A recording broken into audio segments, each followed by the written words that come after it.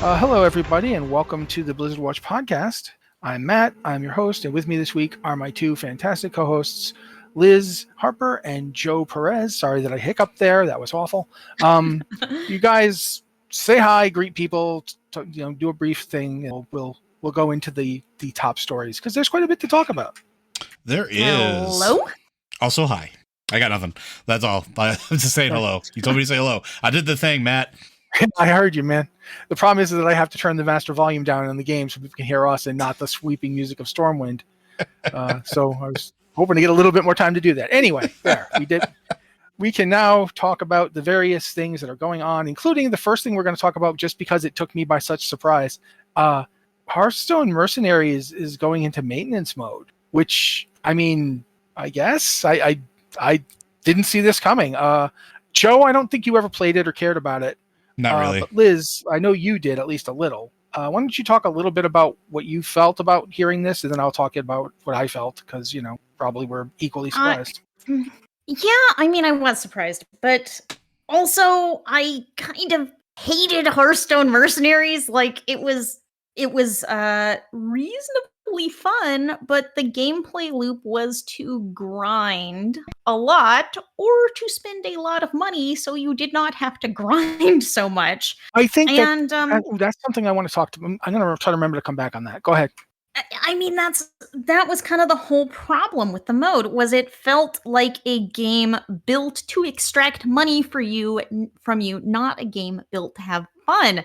And it had many, many microtransactions that they would continually push on you. Every hero, you had to collect them, and you collected each hero from buying card packs, which would contain mercenaries, and they were random. So you would keep buying card packs hoping you got the appropriate mercenaries, and then each mercenary had to be leveled individually, and their skills had to be leveled individually, and leveling their skills cost mercenary coins. But there weren't just a single set of mercenary coins. There were like Jaina coins and Illidan coins, and it's just everyone had their own special coins, and you needed to collect hundreds and hundreds of these coins. I think 1,000, 2,000, something like that, to level your mercenary to max. And each mission you did in Mercenaries, you would complete it and you might get 20 coins. And the coins were semi-random, like they could drop, each mission had a specific hero they would drop coins for. And you would do these missions, which would take you like maybe 20 minutes to get all the way through, and then you would get 20 coins, and then you would have to do that like 30, 40 times to get enough coins to completely level everything up. It was such a grind. And I mean, you needed really specific combinations of mercenaries, specific compositions to defeat different challenges in the game. And if you didn't have that mercenary, or you didn't have them leveled up, then it's like, okay, I'm going back to the beginning and I'm doing the grind, and it would take forever. But Mercenaries was constantly pushing, oh, hey, if you just give me some money, I can give you those coins you need to level up. Just hand over a little bit of cash. And it's like, the gameplay loop was not satisfying enough to where you're like, okay, I'm going to spend the money and level this up, because it's just tomorrow you're going to be back in the same place and you have to start over with a new mercenary. It was crazy making. Here's what I was thinking the other day. Not the other day, like this. It was today, but it feels like another day. I was thinking about it when I was thinking about the news, and I was like reading Phil's post about it and thinking, you know what it was like? It was like someone came into my house as I was playing Mercenaries. Was like, hey, I see you're enjoying Hearthstone Mercenaries there. It'd be a shame if several hundred hours of grinding kept you from enjoying it, wouldn't it? But I can fix that for you for a price. It's like, the game is shaking me down. It's running a protection racket on me to get me to pay it so I didn't have to play it. And it's like, I have an easy way to not have to play you, and that's to not play you. Like, there's always a risk with this kind of thing where you're trying to make it so you need the grind to be really addictive to people, because if you're trying to get people to pay you to skip it, you need them to really want to play the game. not just think it's kind of fun and see where it goes. This is what happened in both Diablo Immortal and with Hearthstone Mercenaries for me. I got to a point where I could no longer justify the amount of effort I was putting in to try and squeeze some fun out of this, because I wasn't paying for either of them. So it's like, okay, at this point, I have crushed my hand bloody, and I'm not getting any more fun out of this game. Like the stone has been squeezed. I'm done. And that's the issue. That's the thing you have to worry about in this kind of thing. When you're trying to design these games, you have to make them fun enough that people will see this as a little bit of spice to make it go a little better, and not as being basically threatened that, you'll continue this grind until you give us money. Because if that's the case, I can just stop. There are other games. I can find something else to play. I don't have to play Hearthstone Mercenaries. You know what I mean? Like, it's not like it has a robust community of friends that's going to make me come back. World of Warcraft could hold my friends list over my head. You don't have a friends list, Mercenaries. But yeah, I think that was my take. That it was really just either you needed to make it like more fun to play, or you needed to make it less grindy if you wanted to try this approach. But I am still surprised because it's only been out for a year? I think longer than that. But the thing that I find most surprising about them closing this down is that they've been doing a lot of updates to it. They've been doing a lot of full-fledged content updates, that they have not been skimping on development of this. And even when they announced it's going into maintenance mode, it's with a big update that changes up, that's adding 6 new heroes. It's adding a new type of gameplay encounter. It's dividing minions into factions clearly, which that was always kind of a problem with the game, that certain things would affect or buff people of the Alliance or the Horde, or different types like that, and they weren't clearly indicated. So now minions are all clearly divided into factions, and there are new factions and different things that affect those factions. And it's hey, this is a really cool update. We're getting a lot of neat things. And down there at the very bottom of the post, they're yeah, this is going to be the last update we're doing.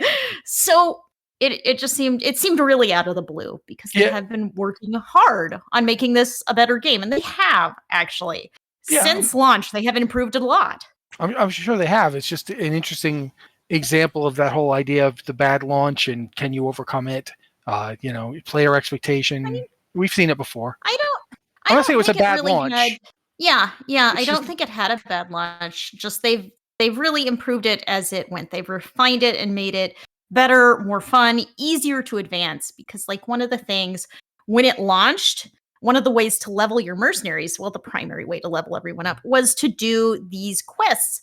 And every day you would get a certain number of random quests for a random mercenary. But today you might get a random quest for this guy, and you would complete that, and then you would get a random quest for a different guy the next day.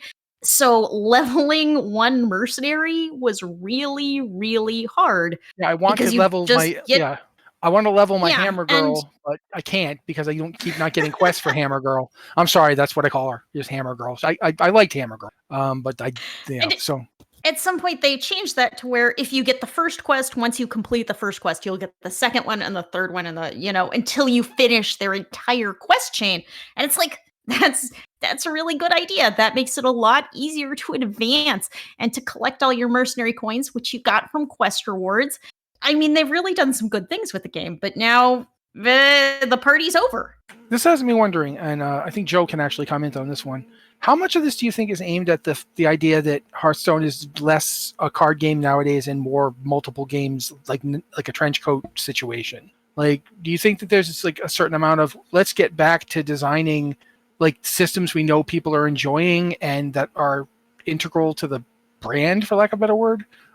This is a card game, so we're going to work on the actual card game stuff. And Battlegrounds, we don't understand how that got popular in the first place, but we're going to ride it because it is. What do you think on that one? I mean, there's possibly some of that. It's also possibly some of this just isn't working and we need to put our eggs somewhere else, or I don't know. It was always weird to me. I've talked about this before with Hearthstone being, 12 games in a trench coat.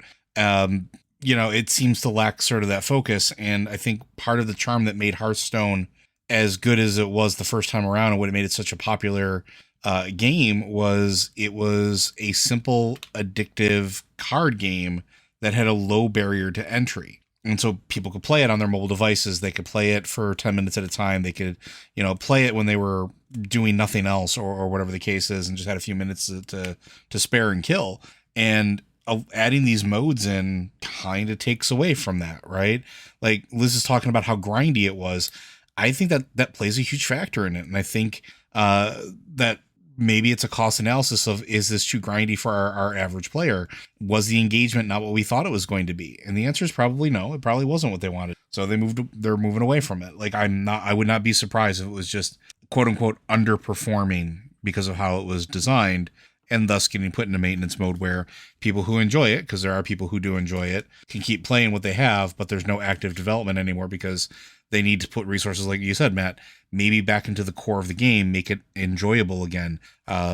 Especially now, because there's a lot of card games coming out. Like I was just talking about the new Magic the Gathering release that just happened, a couple days ago at this point. And we have Disney's game coming out, Lorcana, relatively soon. We have Magic the Gathering's Arena that's becoming incredibly popular and one of the most popular mobile card game things out there right now. Like there's a lot of things that are competition for Hearthstone in the very, very near future. So maybe focusing on the core card mechanics of it and the core gameplay that made popular in the first place isn't necessarily a bad idea.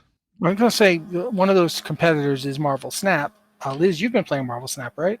Yeah, I've been playing more of it lately. I'm not really far along in the game, but yeah, I've been playing some. I think I saw you in work chat talking about how the monetization for Marvel Snap isn't much different than, say, Diablo Immortal or even Hearthstone Mercenaries, but Snap seems to not be having the problem of people not being willing to put up with it. You got any thoughts on that, or am I just nuts? No, I mean, I think it's weird because Snap does do a lot of these things that we find annoying about monetization and other games. You have a daily free reward, but you have to go into the shop and claim it, and it gives you a little notification. Come over into the shop and get your daily reward, and you have to, it's not like at the top of the shop, you have to scroll through all of these things they're tempting you to buy, including a $100 bundle of in-game currency, which a lot of mobile games have huge bundles for in-game currency. And I can't imagine dropping $100 on any mobile game in-game currency. But that's another thing. It has you advance through the game by upgrading your collection level. And as you upgrade your collection level, you collect random cards, but you're going to eventually hit a difficulty level where you need different cards. Any card game has, it's like you need certain decks, certain compositions, which are really going to be strong. And if you don't hit the good luck and get those cards as you advance your collection level, you're just going to be out of luck. And you also, you advance your collection level, you collect, you get a card, and then you level up that card. And each time you level up the card, it gets more expensive. So it gets harder to advance as you continue. And you collect new cards, of course, which start at their basic level. And you advance those new cards up to get more collection levels to unlock more cards. But it does turn into a big grind that you could bypass that all if you just paid a little bit of money, or maybe a whole lot of money. So it feels like this is like your really common mobile game mechanic, is you want a game that is fun enough that people are going to go in and want to keep playing it, and they enjoy playing it so much they will actually want to pay you money, so they don't have to do the boring parts, but they can do the fun parts. And this is something I'm really worried about with Warcraft Arclight Rumble, which is still in beta. We haven't heard much about it lately because I've done some beta testing for Arclight Rumble, and it is super fun. The game is so much fun. I love playing this game, but you hit these breakpoints, hard walls, where the difficulty ramps up, or you need really specific compositions of heroes and minions to get past this. or you need to level things up, but it's all kind of random what minions you can buy. It's random which minions you get quests for so you can level them up and make them more powerful. And of course, all of that is something you can bypass by spending a little bit of money. And I mean, that one may actually hit kind of a sweet spot for Blizzard, maybe not for us, because it is fun enough that you want to, get that edge and get that advancement without grinding. So I think it's really tempting to spend money there. And so I kind of have a lot of trepidation about that one. That leads me to ask this question that just occurred to me as you were talking. How similar was Mercenaries and Arclight Rumble in terms of what they're actually getting you to do? I know the gameplay is different, but it's still basically, get these random people and fight battles with them, right? I haven't. Disclaimer: I have not gotten to play Arclight Rumble. I mean, if you break it down to its base level, it's like, yes, you're collecting a team, you're building this team of minions that are going to go fight an enemy team. But in Hearthstone Mercenaries, it did go very much on kind of the card style gameplay, where you're like, it's turn-based and you're playing your different minions, you're picking which abilities they use each turn. In Arclight Rumble, it's not turn-based for one. It's all happening live, and your minions are going up and fighting, and you kind of set them on a path, and they go that way, and you can tell them to do specific things at specific points. You can choose to send them one direction or the other, but they're kind of doing their own thing. You just sort of you set them down and let them go, and you have a few choices. And sometimes that works better for you than others, but it's a much more fast paced because it's live, and there's always something happening. There's always a little bit of action going on. But do you think maybe it's possible that one of the reasons we got this announcement was because Blizzard was like, oh, look, we have 2 games, and we want development on this new one coming out to be good. Maybe they're throwing resources that way. Maybe they've decided to stop doing Mercenaries for that reason. I mean, I don't know. At this point, I'm just looking for some kind of. I see what you're saying, but I would lean against that just because they are super different. Even if on the base level they sound similar, they play very differently. One of the things the Hearthstone team said is that they are going to focus more on the standard constructed mode and Battlegrounds, which Battlegrounds is super popular right now. So maybe we'll see more development happening there. One of the things Phil talked about, and I am actually really excited about this possibility, is maybe they'll revive dungeon runs, which were a single-player game mode where you progressed through, a dungeon fighting various enemies, and you selected random abilities as you went, and you built your deck as you went, and those were super fun. But when they rolled out Mercenaries, they're like, yeah, we aren't going to develop this. We're working on this Mercenaries thing. So I remember the one where you fought the Lich King. Yes, that's the one I remember really strongly. That's a single. Okay, we've talked about how Hearthstone is 30 games in a trench coat. Yeah. This is another. This is a way where you're gonna see that. So you fight the Lich King. That was kind of a single player adventure thing. Dungeon runs, and there were a few variations on this. The Witchlight. Oh wow, Witchlight. That's not the right word. Y'all know what I'm talking about. Yeah. Witchwood. I believe it's Witchwood or something. Witchwood. Yes. That had a dungeon run. But basically you go, and each boss you defeat, you get a selection of new cards you can add into your deck, and you get a selection of new treasures you can add into your deck. It was all random, and you could get combinations that were really amazing and overpowered, or you could get combinations that were terrible. And you would go through the dungeon and, build as you went. And if you lost, you'd go and you'd start over with a new deck and gain new abilities as you went. So that was always really fun. And it was really replayable because every time it was a little different. They sort of have that gameplay right now in a mode called Duels, which they have not talked about very much in quite a while. But Duels is a PvP game mode where each player is individually building their decks as they go, and it's fun, but I find it tiresome after a while. And but then there's also Arena, which is kind of like that, where you build a deck based on random cards you're presented, at the beginning and you're playing against another human opponent, except with Arena, you build your deck initially and then you play with that same deck throughout. With duels, you get a few initial cards and then you add cards to them. Each victory, you get new cards or new treasures. And you see what I'm saying? It's very complicated how many Hearthstone game modes there are. So maybe it's I for the wonder best. how many people I wonder how many people really understand how much is going on in this game. And, maybe they do need to focus. It does kind of feel like sometimes they throw out a new game mode and then they ignore it. Oh yeah, you were just talking about the dungeon thing, and I brought up something that wasn't the dungeon thing that I thought was the dungeon thing because they have so many things. But yeah, I think there are so many things. Yeah, I think at this point though, we could end up with this being the Hearthstone podcast.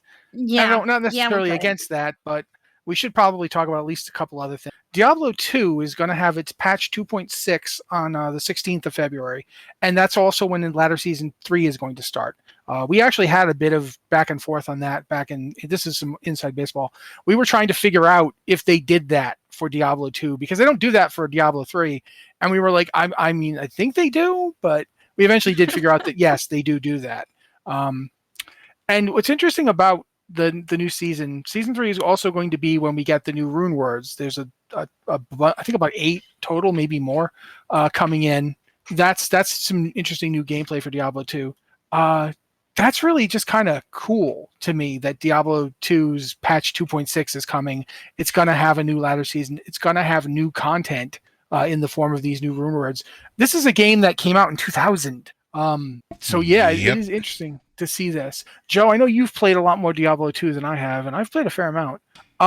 Where do you see this going? Like, are we going to see like more patches for Diablo 2? Do you think it's going to just keep being developed like this? I think if it continues to be as popular as it is, which it is fairly popular from my understanding, I think it would not be out of the possibility of it continuing to receive periodic updates like this or continued development. I think that I personally think it's a good idea if you have the bandwidth to do so, because Diablo 2 is what I would refer to as almost an evergreen game, right?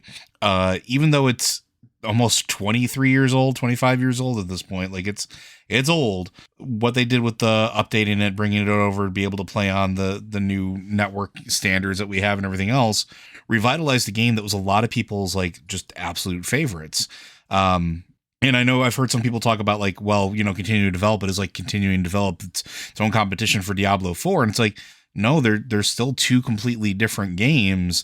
And not everybody who wants to play and I use Diablo 3 as an example. Diablo 3 tends to be a lot more frantic of a pace. It's not necessarily as deliberate of a dungeon crawl as Diablo 2, and certainly not as much as Diablo 1 was. And Diablo 2 is sort of that sweet spot between how slow Diablo 1 was and how fast Diablo 3 is. And I don't think Diablo 4 is going to be any slower than Diablo 3 was. So I personally think it's a good idea if they were to keep putting some effort into this, because then you still got those players that don't want something necessarily as frantic or as hectic as Diablo 3 or 4 playing your content and consuming it.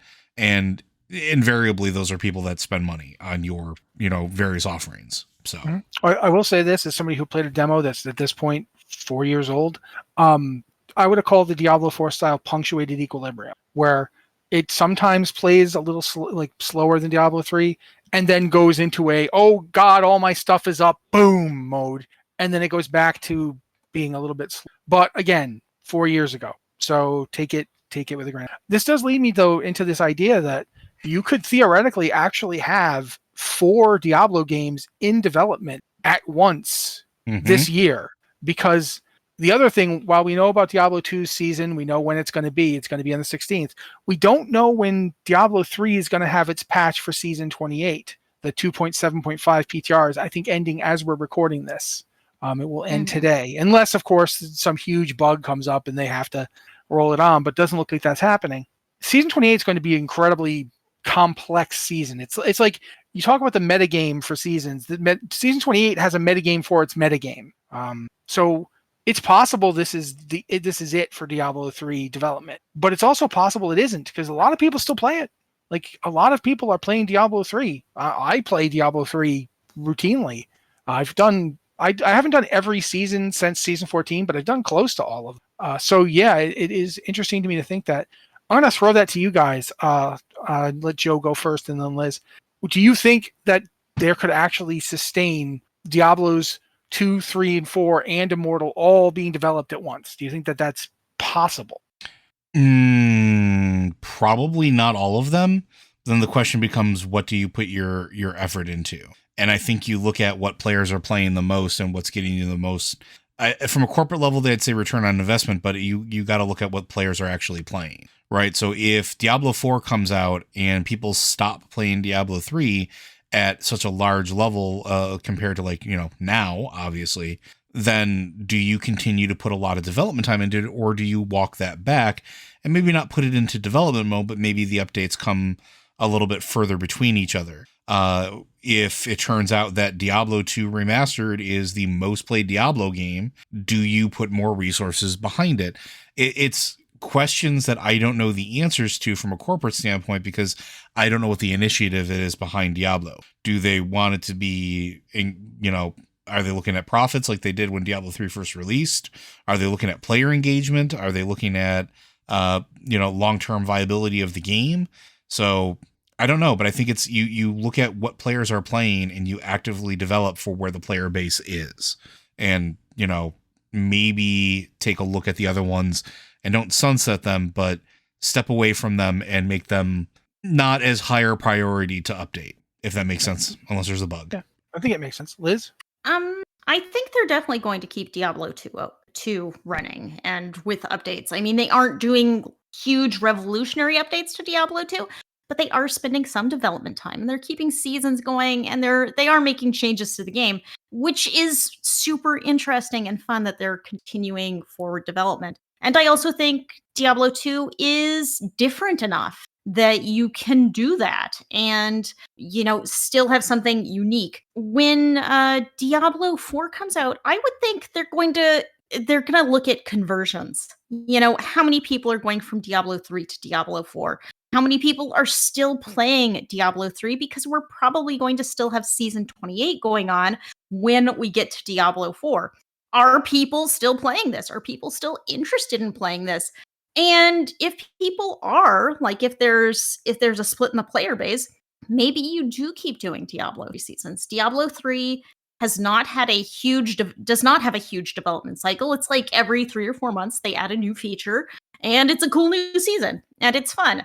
So, I mean, I just think it depends. If they find a lot of people are still playing Diablo 3, maybe they decide, okay, we're going to sink some resources into making another Diablo 3 season. But I think if everyone moves to Diablo 4 or the gameplay loop of Diablo 4 feels really similar to Diablo 3, then Diablo 3 may go out into maintenance mode itself and take a long nap. Of course, Diablo 2, the original Diablo 2 was still running when they put out Diablo 2 Resurrected.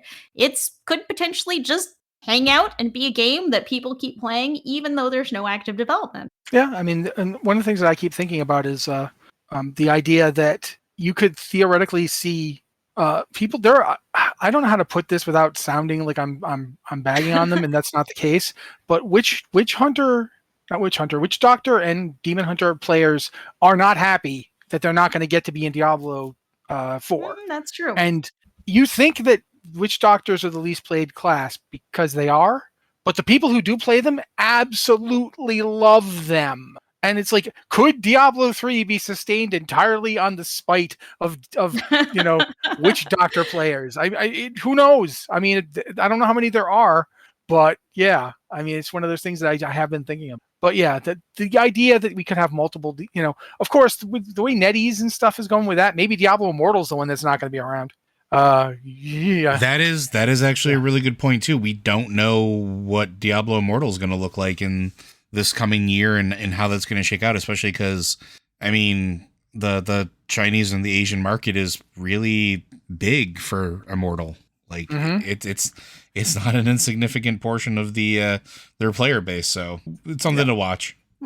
One thing we don't know is we don't know when Blizzard's contract with NetEase expires. We don't know when that's going to be an issue for Diablo. That's or true. anyone out there listening, who has not been keeping up. Blizzard's operations in China have ceased, except for Diablo Immortal, because their contract with NetEase expired for all of those games. So you can't play World of Warcraft, you can't play Overwatch in China. It's just these games don't exist. They need a Chinese partner to distribute their games. And right now they don't have one. But Diablo Immortal was under a different licensing agreement, and so it is still running. So I mean, maybe that's not going to be an issue for several more years. We don't know. Yeah. It's entirely possible because NetEase developed it that the contract is significantly different in other ways as well. We don't know. Perhaps it's more lucrative for NetEase. They might be getting more out of it. I think the big stumbling block on the licensing agreement was money, as is often the case. So who knows? We do not know. It's just something to think about as we go in the future. But I should mention, since we just talked about it briefly, Overwatch Season 3 is starting today as we're recording this, February 7th. A lot of stuff in that. I saw the Amaterasu skin for Kiriko. It's Kiriko, right? It's not Kimiko. I always want to call it Kiriko. Yeah. Kiriko, yeah. So there's an Amaterasu skin for her, which is interesting because they had the Olympus thing fairly recently, and now they're pulling in gods from other religious and mythological traditions, which is, no problem for me. I'm happy for that. Let's get some Celtics and Egyptian stuff up there. But we know that they're bringing the credits back. We talked about that last week. I think it's all time melts into like a rich porridge in my head. But nevertheless, where do you guys think is going on with Overwatch? Like, how is Season 3 going to work out? What do you feel like needs to happen right now for this game? No, none of us play it, so you don't have to go on in the long detail. I still can't play it. I mean, sorry. I think the big problem with Overwatch 2 is that it doesn't feel as rewarding as Overwatch 1. I mean, yeah, Overwatch 1 had loot boxes and it was totally random, but Overwatch 2 has a battle pass and you progress through the battle pass and you do quests and you earn things as you go, but you don't necessarily get as much out of that battle pass. So they added in Overwatch 1, credits were that was your currency, and that was removed in Overwatch 2, but now it's been added back to Overwatch 2 as a currency you are awarded on the battle pass, which you can use to buy legendary skins. But if you do the whole battle pass, you'll get enough credits to buy one skin, I believe. So that's still not a lot. I think mostly Overwatch players just, they want Overwatch 2 to feel as rewarding as Overwatch 1, and I don't think it does. And I blame that on it being a free-to-play game, which means they're trying to get you to pay for everything one at a time. Fair. Liz, you are Liz. Joe, anything else?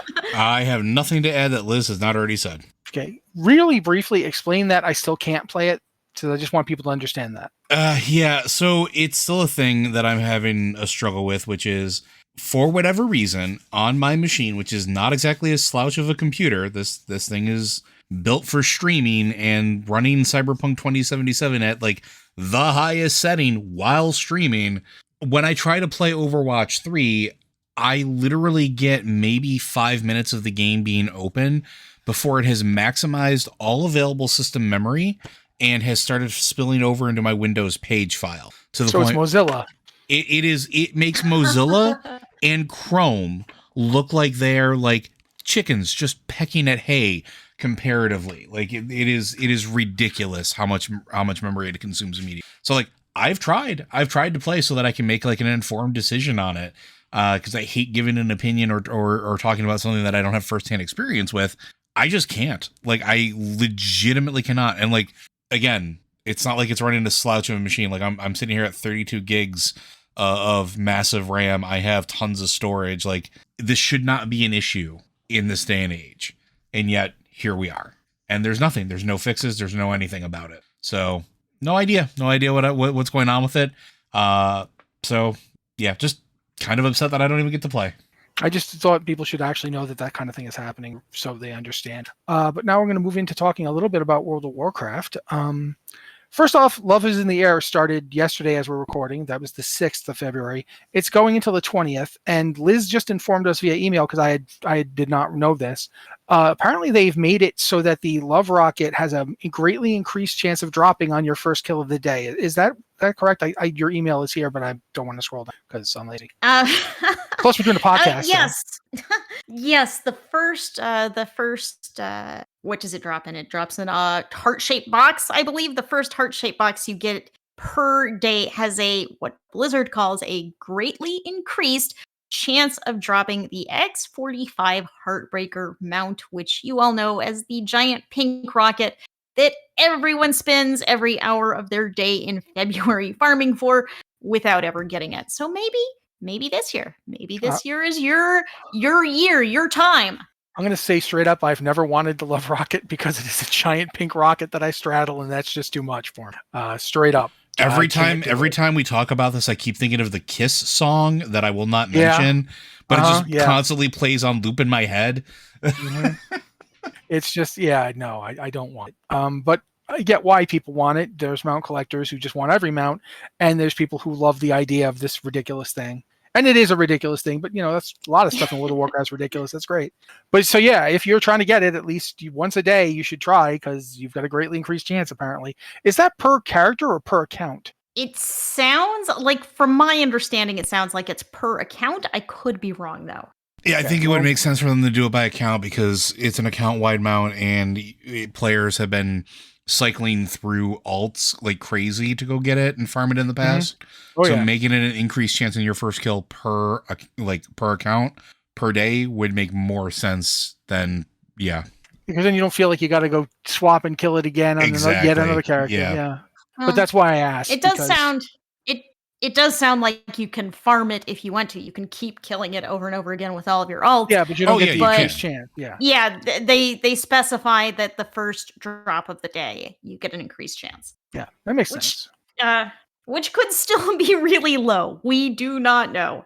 But while we're talking about all that, we do also know that on the 16th, which is apparently going to be a pretty busy day for Blizzard, they're lifting the Valor and Conquest caps for Season 1 of Dragonflight. If you've been riding up to the cap every week trying to get more Valor to upgrade your gear, that's going away. As of the 16th, which I believe is next week, because the 14th next will week, be Thursday, because the 15th is my birthday. That's what they do to you. They play games with your heart. Yep. Literally in this case. But they're lifting the Valor and Conquest caps. So if you decide I'm going to run 100 Mythic Dungeons, well, hopefully someone will stop you. But you'll need to eat and use the bathroom, guys. Don't run 100 Mythic Dungeons. Run a few. But regardless, you can do so and get Valor for every single one of them, allowing you to basically just have as much Valor as you can get. And the same with Conquest. You can run solo shuffle until your fingers bleed and your eyes scream.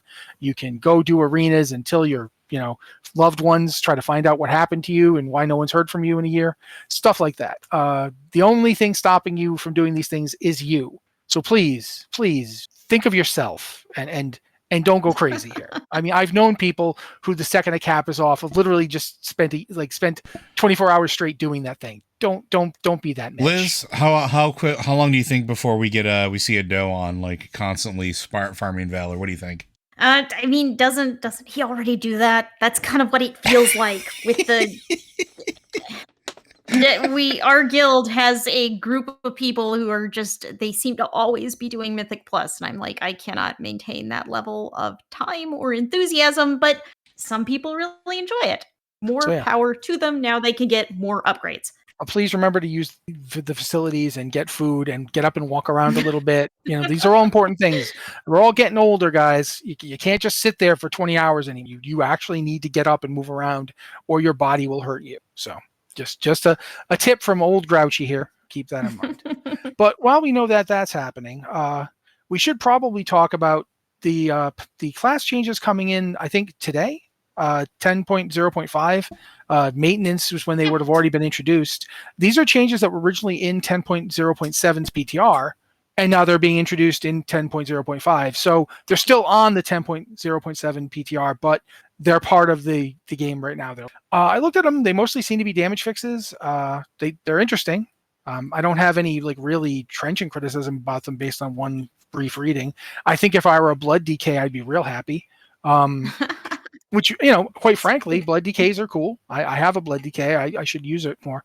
I didn't see anything in here that really grabbed my attention though. Liz, did you? Joe? I'll take my 10%. My biggest problem with this patch is that when they wrote the hotfix notes for this, my guild leader came on and said, "Hey, Liz, you're getting a nerf. Wait. Hey, Liz, you're getting a buff." And I scrolled through. I'm like, "Wow, I'm getting a buff. What am I getting?" And it's a buff for hosts. So that's my heart fell. That was a roller coaster, man. I know. Like, I know. You're getting nerfed. No, you're getting buffed, but it's not a good buff. Wow. We're up. We're down. Go ahead, Joe.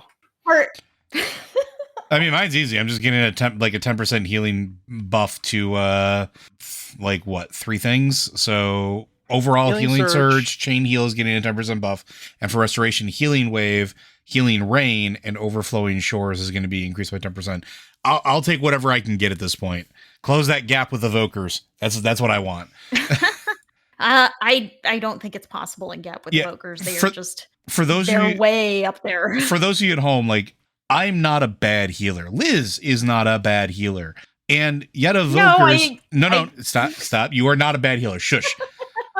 Evokers, like our guild leader is an evoker who I don't think I've really known stop to heal very often prior to this. On average, he hits about 30k heal per second more than we do. On average. That's why I'm like, give us buffs. I need them.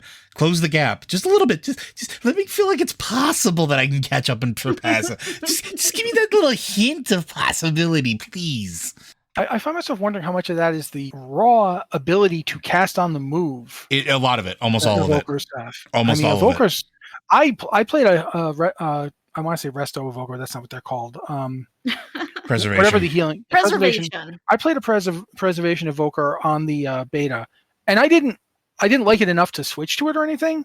But my God, the sheer mobility of them and the damage ability while healing were both like crazy. I was like, I cannot believe I can do this much damage while I'm healing things. It is a massive boon to healing classes. Like, even druids who are very mobile healers, even they're getting outperformed by evokers, which is ridiculous. And it's because it's just, they have so many options for like big bomb heals on the move. So yeah, it is something I noticed and thought, wow, this is amazing. So I'll take my 10%. I'm going to be happy. I'm going to be grateful. I'm going to drink from that cup. I'm secretly going to hold out that cup and beg for more later, but I'll take my 10% now. Have some more. Yeah. But yeah, I think that, with that, that's basically, go ahead, Liz. One thing I am way more excited about, which came out like really right before the podcast, is Paladin changes in patch 10.0.7. They are doing a big rework of Retribution, but they're also doing some other changes, and we don't have the full picture yet, but one of the things they are doing is moving Divine Toll to the class tree instead of being on each individual spec tree, which was always a little weird. It's being moved to the class tree, and I think that's gonna be interesting. It's gonna open some interesting possibilities up in how our spec trees work. I'm really looking forward to seeing what Holy Spec Tree is going to look like, how they're rearranging things. And it also looks like they're actually making Retribution Aura useful, for which I think that's very interesting, because one of the things I don't like about Paladins in general is you have 4 different auras and only one of them is ever useful to anyone. Yeah, here's the one where you take less damage. Hope you like it, because that's the one you're getting. Well, that's the only one that gives us any value whatsoever. So yeah, that's the one I'm clicking. No, that's fair. I'm looking forward to seeing it. Maybe I'll actually start leveling my Paladin, who has been sitting there after my 4 warrior burst to 70. The Paladin's been like, it's my turn now, right? No. Why not? I'm right here. You took me through all the pre-expansion events. I'm set to go. Yeah. I hate you. Yeah, you should. But at this point, we should move on. Possibly get to actually some questions this week. As is usually the case, if you've got a question for the show, you can send it to podcast@blizzardwatch.com. That's the email address for the show. Please let us know it's for this show and not the other shows, because at this point, Lore Watch has become this gigantic behemoth, and I can't possibly hope to defeat it. So you gotta please let me know if the question is for this show. Otherwise, I'm just stealing questions from Lore Watch. I didn't do that this week, but man, it was tempting. I just knew Joe would catch me. We fluctuate. Like some weeks I have to steal from the main show. Some weeks Matt has to steal from the Lore show. But I don't I don't care. I just complain about the stuff that affects me personally. So, but anyway, if you don't want to use email, there's our lovely Discord, which is a nice community full of great people. So if you want to hang out and chat with us, sometimes we even like talk there. Well, I do occasionally. I think Joe talks a lot more, and Liz, of course, because she's kind of in charge and has to. But I'm very bad at being social, so I hide a lot, and then I come out and go, here's a lot of transmogs, and then I go back into my cave like a Punxsutawney Phil of transmog. But regardless, you can go to there, and you can go to our podcast Q and podcast questions channel, which is for everybody, patrons, not patrons alike. You can ask a question there if you want. If you are a patron, however, since you guys help us have a site to do anything with, we do look to your channel first. That's the patron Q and podcast questions channel. You can ask a question in there, again, if you're a patron, and we look at them first. And this time, I'm going to basically say, Liz, you read this one. Okay, well, the first question is from Roxy, but I feel like we kind of answered this one. I will roll it out, see if we have any more thoughts on that, because Roxy was kind enough to send us this question this afternoon. And this was actually the way I learned about this news, because I did not know it before Roxy posed this question. Question for the podcast. Blizzard just announced this morning that they are switching Hearthstone Mercenaries into maintenance mode. Yeah, Roxy posted this question, and I said, what? Okay, continuing reading. What do you think were the biggest flaws of the game, and what might this mean for any other mobile games Blizzard is developing, i.e. Arclight Rumble? Also, when was the last time we got an update on Arclight Rumble, and why are they so quiet on that front? From your friend Roxy. I think we can answer the second feel like part we of that. covered this. We didn't really cover Arclight Rumble that much, just to mention that it existed and they haven't talked about it. Mm-hmm. Why do we let's go for the angle of why do we think they are not talking about Arclight Rumble after the initial announcement? There hasn't been much news about it. What do you think's going on there? Like, are we actually have to do posts telling people it hasn't been canceled? So what's the deal? Why are they so quiet on this front? They have done a few gameplay patches since announcement. It has been in beta. It's been in beta for quite a long time at this point. And every couple of months, they seem to be rolling out a new patch, but it's pretty quiet. It's not like there's a big announcement about it, because it's still in beta and they just aren't hyping it. I don't know why they aren't hyping it. Like I said earlier, I think it's a real fun game. Concerned about how it's going to be monetized, but I think it's super fun. And I think there's a lot of room for hype here. It's a really fun little team battler. I think it has to do with them figuring out licensing. So I think that a lot of the lack of hype is them still going through and trying to figure out how it's going to be distributed, where it's going to be going through, what hoops they have to go through in order to get it approved. And also, because the game isn't released yet, if it's going to release or is involved in like the auspice of whether or not Microsoft / purchasing Activision Blizzard or ABK is constituting a monopoly, I'm not sure that they can do a whole lot with it still right now, because there was no release date announced. There was no like it's ready to go or anything like that. And that might affect how licensing is perceived or how licensing is doled out, like whether or not it can go to the Apple Store or in the Android Play or the Google Play Store and things like that.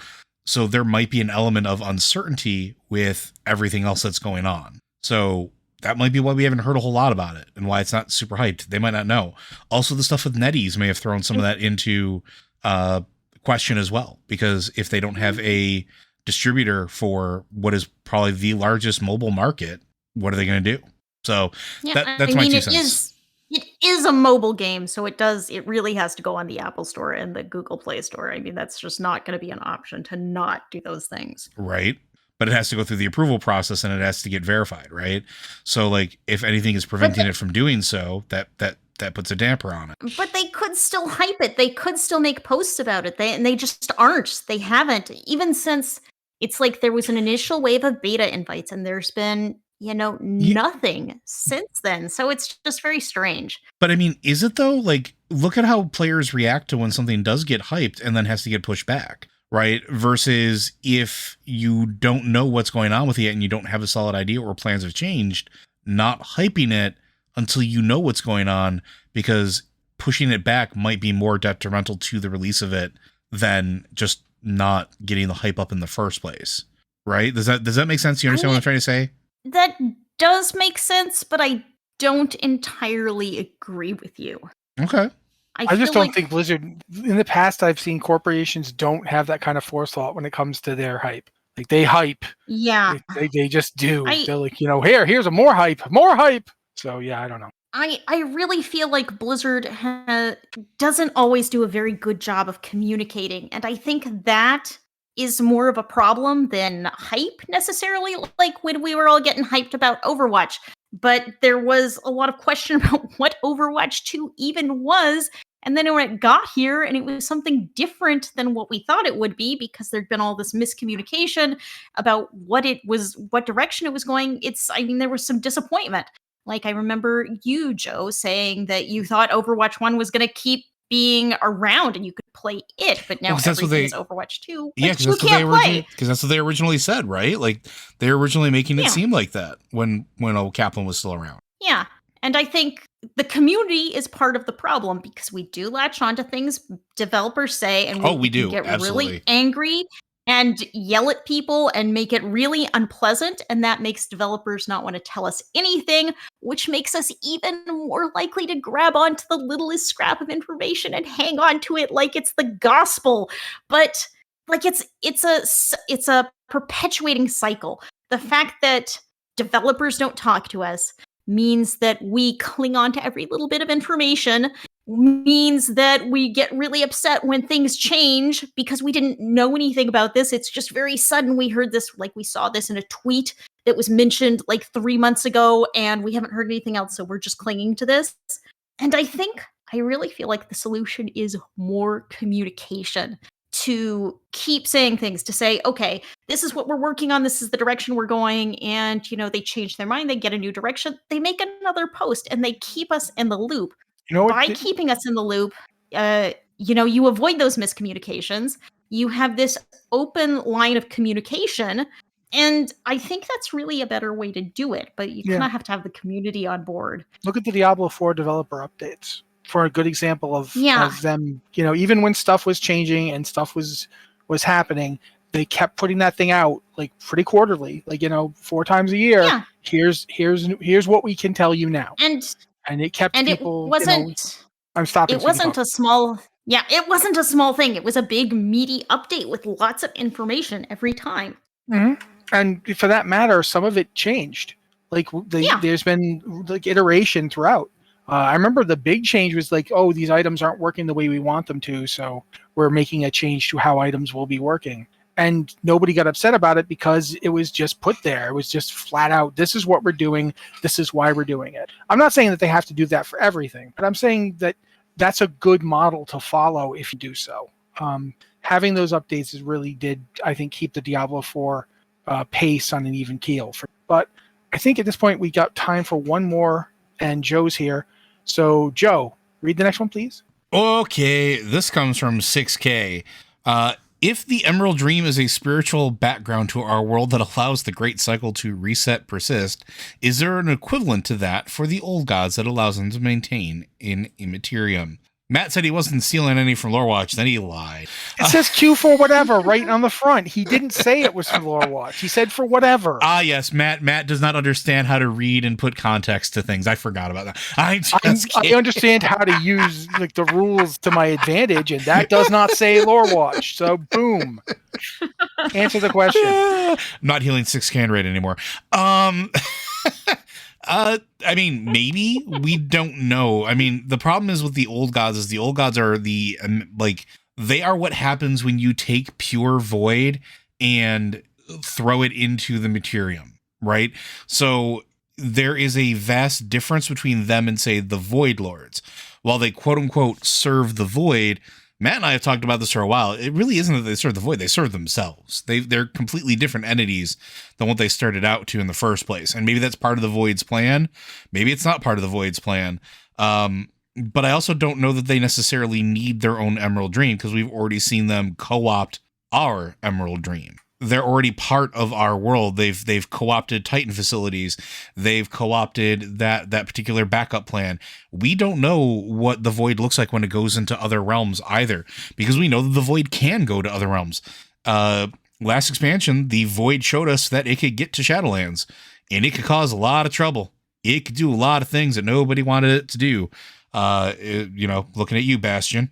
So what if it goes somewhere else? What if it goes into the elemental plane of life? Where if it goes to any of those other spheres of existence that are out there?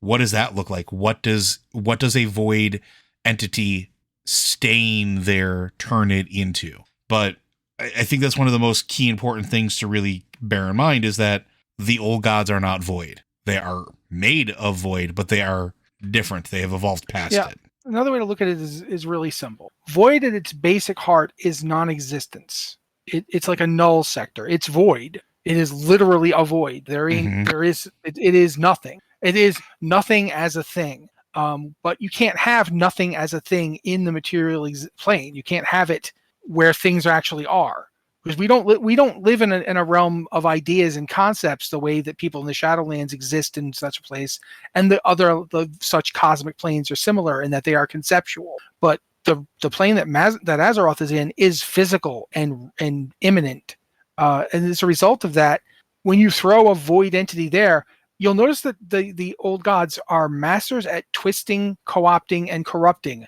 not at creating. They don't make things; they make things worse. They're like the Arthur Daniels Midland of evil. So they're like Arthur Daniels. But regardless, they don't make the Naraki. They just corrupt Azerothian life into the Naraki. They don't make the Emerald Dream. They just turn part of it into the Rift of Alm. They don't make their own plane of existence. They just grab hold of the ones the Titans are making. They twist things. I think they were called necrophotic symbiotic parasites. Mm-hmm. That's what they are. They're parasites. They don't make anything. They just use what other things have made. So yeah, that would be, I don't think they have their own plane. I think they're more like a record scratch. Like, to me, seriously, an old god is like a record scratch. You're listening to an album, and if you don't know what a record scratch was, music used to be played on wax discs, and the discs had little grooves in them that a needle would read and make the sound. I know it sounds insane, but this actually happened, and it's still happening in some places. But a record scratch would therefore, when the needle hit it, the scratch didn't have any design to it. It didn't have all the stuff you need to make a communicable sound, and so when the needle would hit it, it would just make a scratch noise, or skip, or otherwise be thrown off. That's the old gods. They are like a record scratch on the face of Azeroth. So yeah, that's me. Liz, I don't think you care, but if you do, now's a good time to talk. I have no idea. All of this flew right over my head because I don't do Warcraft lore. That's y'all's domain. I mean, I think that's a lie considering guild chat earlier today, but we're not going to get into that now. I know a lot about very tiny subsets of information that interest me, and about the broader picture, I know nothing. Man, Joe was playing Inside Baseball League. It's unfair. But anyway, okay, I think at this point, so we are running out of time, so I'm going to ask Joe to do his big closing event, and then I will take us out of here. Sure. Blizzard Watch is made possible due to the generous contributions at patreon.com/BlizzardWatch. Your continued support means this podcast signing community is able to thrive and grow. Blizzard Watch supporters enjoy exclusive benefits like early access to the podcast, better chance at having your question answered on our podcast with a queue, and an ads-free site experience. Thank you, Joe, and thank you, Liz. Basically, because you made the entire first part of this podcast happen. It was great. I had to do as little as possible for like a solid 10 minutes, and I'm super happy about it. Thank you both. And thank you for everyone who sent in a question, including Jack and LD Soth, who, once again, I didn't get to your questions. I'm sorry. I will roll them forward, I promise. Eventually, they will be answered. I will make this happen. But regardless, thank you to everyone for listening and being here with us as we do the podcast. This has been the Blizzard Watch podcast. Thank you guys again, and we'll be back next week.